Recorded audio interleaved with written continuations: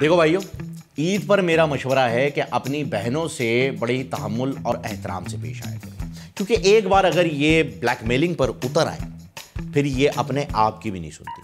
अभी रिसेंटली ईद गुजरी है, ईद के दूसरे दिन का गलबन जो है वो ये सीन मैं आपको बता रहा हूँ कि मेरी बहन ने मुझसे कहा कि अपनी ईदी में से मुझे पिज़्ज़ा मंगा के दो। मैंने मना कर दिया, मैंने कहा मैं क्यों मंगाऊँ भाई, अपनी ईदी में से मंगाओ, तुम्हें भी तो ईदी मिली है। साफ इनकार, मैं नहीं मंगाना। इसका बदला लेने के लिए अब्बू की मौजूदगी में वो किचन में गई और जोर से आवाज लगाकर उसने कहा, भाई माचिस खत्म हो गई है, चूल्हा जलाना है, जरा अपना लाइटर देना। बस फिर पूरे घर में सन्नाटा छा गया। अब्बा, मैं और डिशुम बहुत